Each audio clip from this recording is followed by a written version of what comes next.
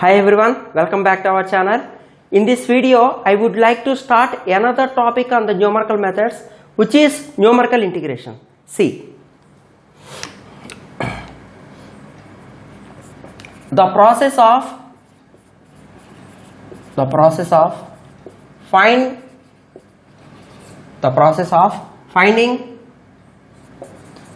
the value of a definite integral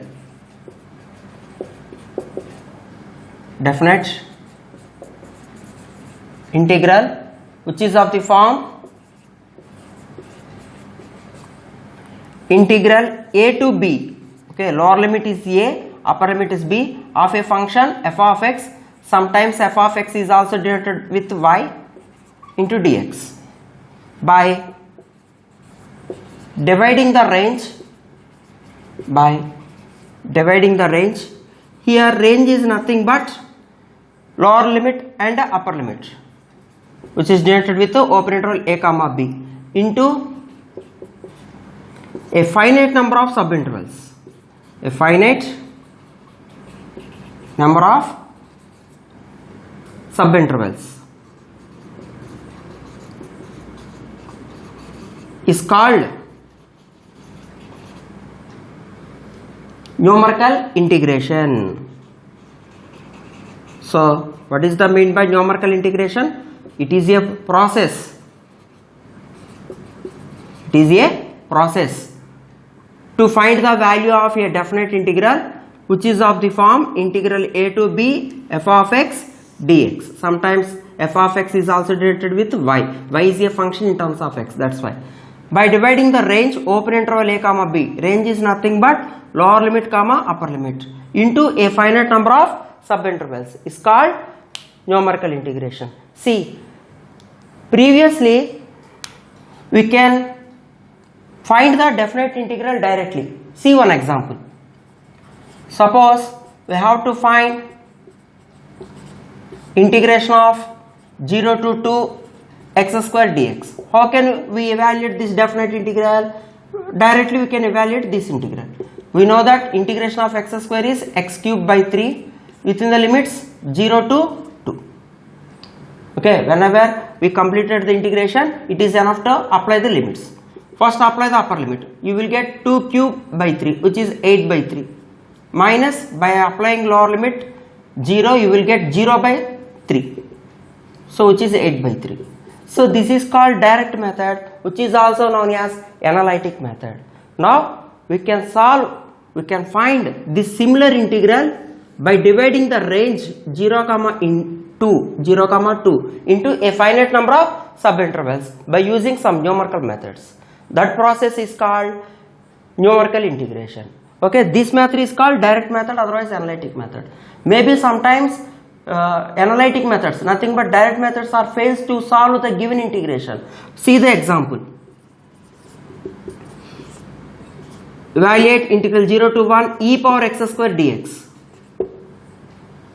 We do not solve this one by direct method because we do not have the integration for e power x square. Sometimes maybe direct methods are fails to find out the given definite integral value, but we can easily find any definite integral by using numerical integrations. On the given range. See the geometrical representation of a definite integral. Okay. Suppose that y is equal to f of x represents a curve in the two-dimensional system. Okay. Then integral a to b f of x dx, otherwise integral a to b y dx, gives the area under the curve y is equal to f of x between the ordinates ordinates are nothing but straight lines. X is equal to a, which is the lower limit, and x is equal to b. So geometrically definite integral gives the area of a curve, area of a region which is bounded by the curve y is equal to f of x, and between the ordinates x is equal to a and x is equal to b. See this figure. This is x axis,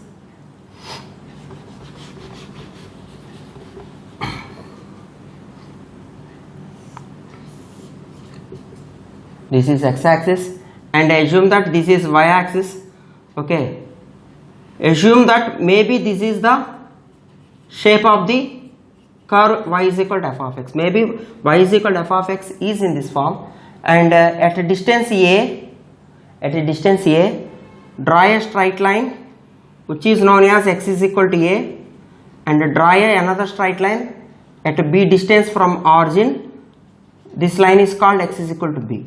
Now the area bounded by this curve and between the ordinates, this is called area. We can obtain this area by using this definite integral. To find the area accurately, we can divide the range. We can divide the range of our area. What is the range of our area? From A to B,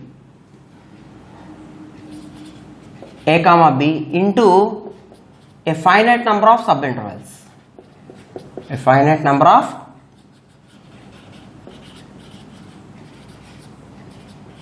subintervals. Say n. We can divide the range into n equal number of subintervals. Okay, into a finite number of equal subintervals. Okay, so you may get some data.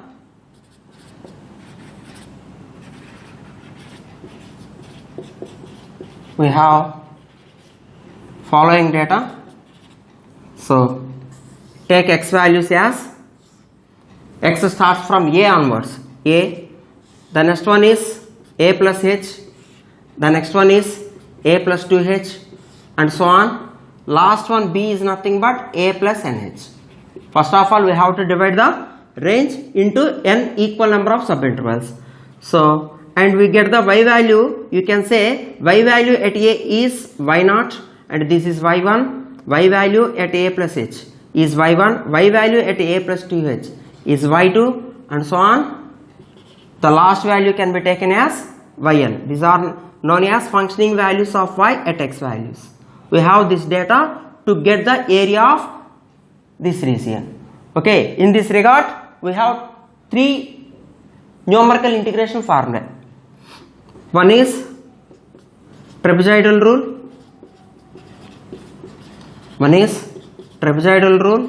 Another one is Simpson's 1/3 rule. Another one is Simpson's 3/8 rule.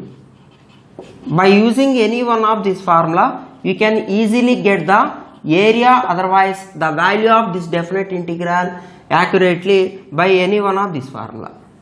Okay, let us see the trapezoidal rule. According to the trapezoidal rule, the value of given definite integral becomes integral a to b f of x dx is equal to h by 2 whole into y0 plus yn, nothing but sum of first and last functioning values, plus 2 into y1 plus y2 plus y3 plus 1 yn minus 1. So this is called trapezoidal rule, which is used to find value of the given definite integral. Nothing but we find area of the curve, area which is bounded by the curve y is equal to f of x, and the ordinates x is equal to a to b. Okay, see once again, h by 2 whole into y0 plus yn plus this is sum of first and last ordinates plus 2 into sum of all ordinates between y0 and yn here. Okay, here h is nothing but b minus a by n. You already know that b is known as upper limit and a is lower limit. H is called interval difference. We can obtain this interval difference by using the formula b minus a by n, where n is number of subintervals, number of subintervals of the range a comma b. Sometimes it is also known as number of equal parts. Both are same, number of equal parts of the range.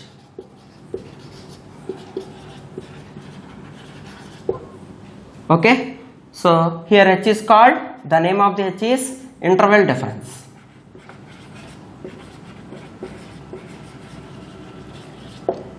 Okay, see the next one, which is Simpson's 1/3 rule.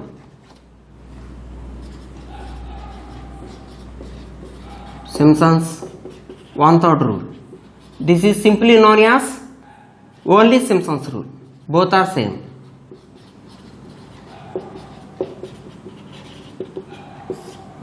Okay, in this case the value of the given definite integral becomes h by 3 whole into sum of first and last functioning values, which is also known as ordinates, plus 2 into sum of even ordinates, nothing but y2 plus y4 plus so on yn minus 2. You should add the even functioning values between y0 and yn, plus 4 into sum of odd ordinates, y1 plus y3 plus y5 plus so on yn minus 1. So this is the formula of Simpson's 1/3 rule to evaluate given definite integral of the form integral a to b f of x dx. Here also h is equal to b minus a by n, which is known as interval difference. Okay, in each and every formula of trapezoidal rule and Simpson's 1/3 rule, and the next one is 3/8 rule, in all formula h is similar value, h is equal to b minus a by n. Okay, now we have a doubt. What is the doubt? When do we use trapezoidal rule and when do we use Simpson's 1/3 rule, and when do we use Simpson's 3/8 rule? Simple. There is no restrictions to apply trapezoidal rule. There is no restrictions. There is no conditions to apply this. Okay, but we are unable to Simpson's 1/3 rule at every time. Okay, it is not possible. Okay, we can apply this only when the number of subintervals small n is an even number,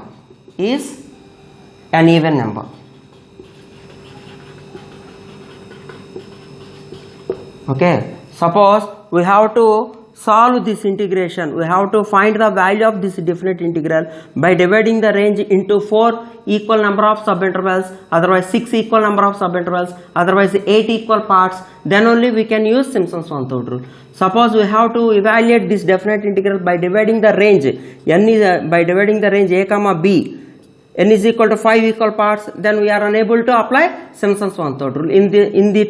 In that case we can use trapezoidal rule. Okay, now see the Simpson's 3/8 rule.